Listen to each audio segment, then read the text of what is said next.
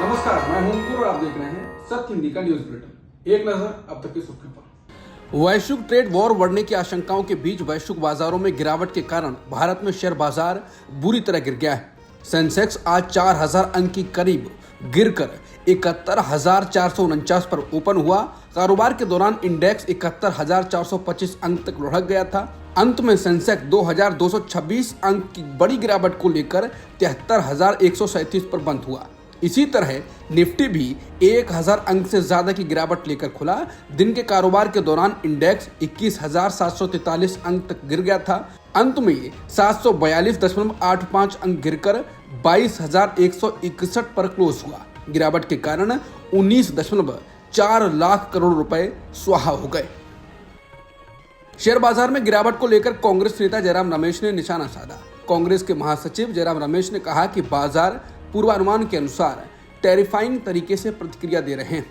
जयराम रमेश ने टेरिफाइंग शब्द का इस्तेमाल हाल ही में अमेरिका के राष्ट्रपति ट्रंप के भारत सहित अन्य देशों पर लगाए गए टैरिफ के मद्देनजर किया। उन्होंने कहा कि पीएम मोदी और अमेरिकी राष्ट्रपति ट्रंप अपनी ही अर्थव्यवस्थाओं को आघात पहुंचाने में विशेषज्ञ हैं। 2 अप्रैल को अमेरिकी राष्ट्रपति ट्रंप ने भारत सहित कई देशों से अमेरिका आने वाले सामान पर आयात शुल्क की घोषणा की थी। इसके बाद सोमवार को भारत सहित एशिया के तमाम शेयर बाजारों में गिरावट देखी गई।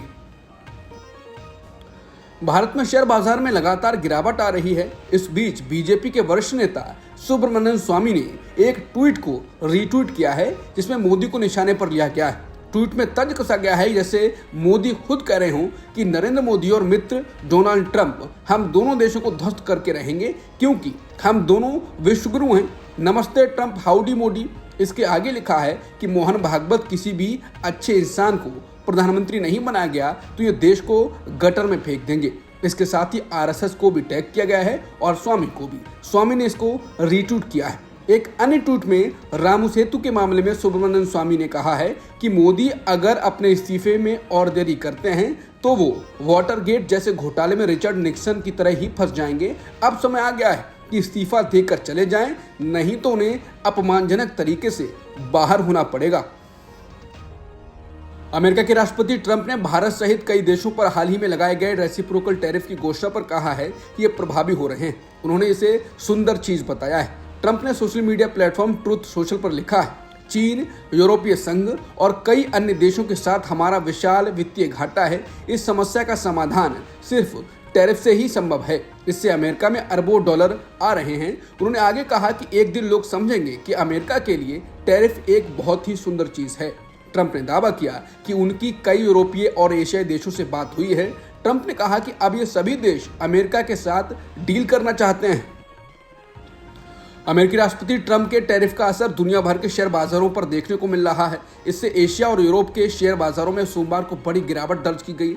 बड़े बाजारों की बात करें तो हांगकांग के हैंग सेंग इंडेक्स में सोमवार को 13.22% की गिरावट आई है और ये पिछले 28 साल के सबसे निचले स्तर पर पहुंच गया है। ताइवान के शेयर बाजार के सूचकांक में भी रिकॉर्ड 9.7% की गिरावट दर्ज की गई है। वहीं सोमवार को यूरोप में ब्रिटेन का सूचकांक FTSE 100 करीब 6% की गिरावट के साथ खुला और जर्मनी का डेक्स भी कारोबार की शुरुआत में ही करीब 10% टूट गया। भारत सरकार ने सोमवार को पेट्रोल और डीजल पर एक्साइज ड्यूटी 2 रुपए प्रति लीटर बढ़ा दी है। वित्त मंत्रालय के राजस्व विभाग की ओर से जारी नोटिफिकेशन में बताया गया है कि यह बदलाव 8 अप्रैल 2025 से लागू होगा। सरकारी आदेश के अनुसार अब पेट्रोल पर कुल एक्साइज ड्यूटी 13 रुपए प्रति लीटर और डीजल पर 10 रुपए प्रति लीटर हो जाएगी।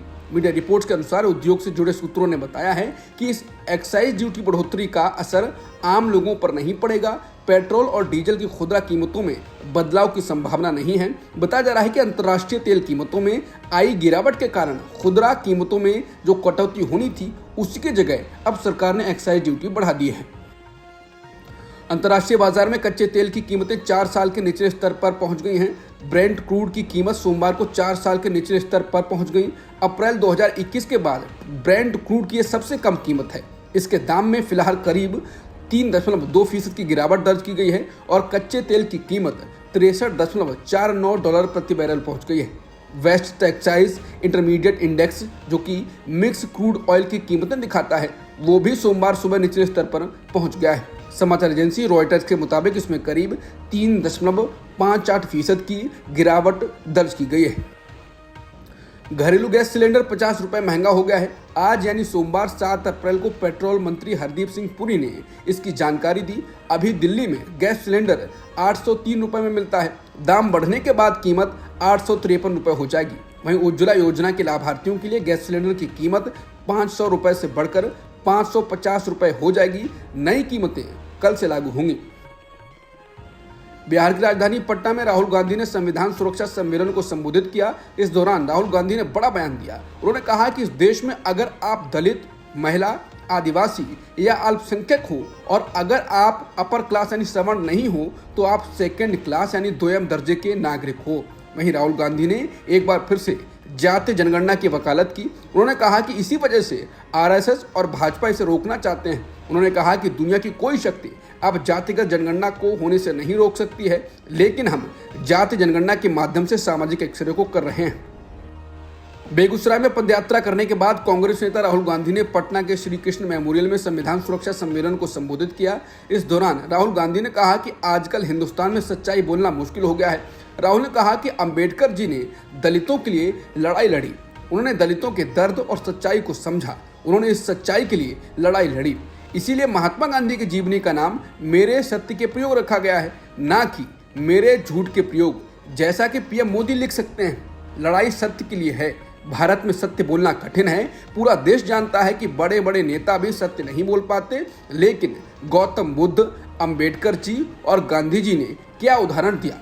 हमें डरने की जरूरत नहीं है और सत्य को देश के सामने रखना है।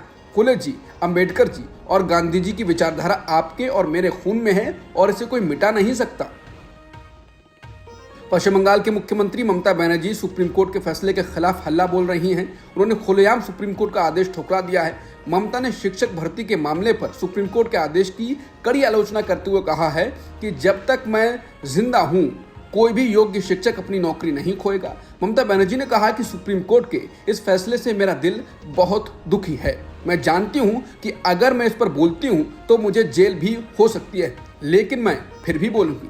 अगर कोई मुझे चुनौती देता है तो मुझे उसका जवाब देना आता है। उन्होंने ये भी स्पष्ट किया, ये उनका दृढ़ संकल्प है कि योग्य शिक्षकों को हर हाल में उनका अधिकार दिलवाएंगी और किसी को भी उनकी नौकरी छीनने की अनुमति नहीं देगी। उन्होंने कहा कि नीट परीक्षा में भी कई आरोप लगे थे, लेकिन सुप्रीम कोर्ट ने उसे रद्द नहीं किया। उन्होंने ये भी पूछा कि बंगाल को क्यों निशाना बनाया जा रहा है, क्या बंगाल की प्रतिभा से लोग डरते हैं। बता दें, सुप्रीम कोर्ट ने पश्चिम बंगाल में 25,752 शिक्षकों और गैर शिक्षक कर्मचारियों की भर्ती को रद्द करने का फैसला सुनाया था।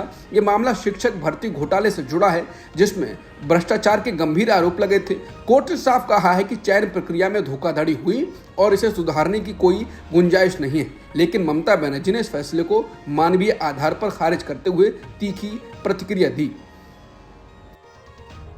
वक्फ संशोधन बिल अब कानून बन गया है, लेकिन इसके खिलाफ लड़ी जा रही लड़ाई अभी खत्म नहीं हुई है। अब ये मामला सुप्रीम कोर्ट पहुंच गया है। याचिका सुप्रीम कोर्ट के मुख्य न्यायाधीश संजीव खन्ना के समक्ष प्रस्तुत की गई है। वरिष्ठ वकील कपिल सिब्बल के अलावा अभिषेक मनु सिंघवी भी सुनवाई का अनुरोध लेकर चीफ जस्टिस के सामने पहुंचे। सिब्बल ने बताया कि मामले पर कई याचिकाएं दाखिल हो चुकी हैं। चीफ जस्टिस ने उन्हें रोकते हुए कहा, जल्द सुनवाई के अनुरोध को लेकर व्यवस्था बनी हुई है, आपको यहाँ इसे रखने की कोई जरूरत नहीं थी। मैं दोपहर को इन अनुरोधों को देखकर सुनवाई पर फैसला लूंगा। बता दें, अभी तक दायर 6 याचिकाओं में कोर्ट से कानून को संविधान के खिलाफ बताते हुए दखल की मांग की गई है। Stand up comedian Kunal Kamra का आपत्तिजनक टिप्पणी करने का मामला तूल पकड़ रहा है। महाराष्ट्र के डिप्टी सीएम एकनाथ शिंदे पर टिप्पणी करने के लिए पुलिस ने उनके खिलाफ एफआईआर दर्ज की थी। अब कुणाल कामरा ने एफआईआर को रद्द करने की मांग करते हुए बॉम्बे हाईकोर्ट का दरवाजा खटखटाया है। कामरा ने 5 अप्रैल को हाईकोर्ट का रुख किया था। बेंच ने कहा है वो मंगलवार को याचिका पर सुनवाई करेगी। शो के दौरान कामरा ने शिंदे का नाम लिए बिना उन पर कटाक्ष किया और फिल्म दिल तो पागल है के एक हिंदी गाने का संशोधित संस्करण इस्तेमाल किया, जिसमें उन्होंने शिंदे को गद्दार कहा था। वहीं कुणाल कामरा को मद्रास हाईकोर्ट से राहत मिली है। कोर्ट ने उनकी गिरफ्तारी पर अंतरिम रोक को 17 अप्रैल तक बढ़ा दिया है।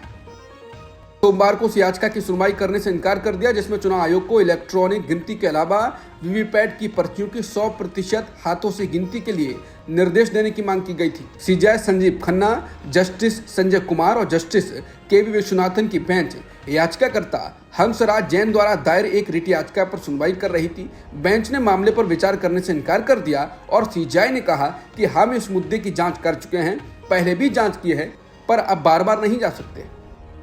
रेप केस मामले में उम्र कैद की सजा काट रहे आसाराम को राजस्थान हाई कोर्ट से राहत मिली। कोर्ट ने आसाराम की अंतरिम जमानत 1 जुलाई तक बढ़ा दी। बता दें, जोधपुर के आश्रम में नाबालिग से रेप के मामले पर वो लंबे समय से उम्र कैद की सजा काट रहा है। बता दें कि 31 मार्च तक के लिए मेरी अंतरिम जमानत अवधि खत्म होने पर 1 अप्रैल को आसाराम से जेल में सरेंडर कर दिया गया था। उसी रात वो प्राइवेट अस्पताल में भर्ती हो गया और अभी वो वहीं भर्ती है। सत्यहिंदी.com के साथ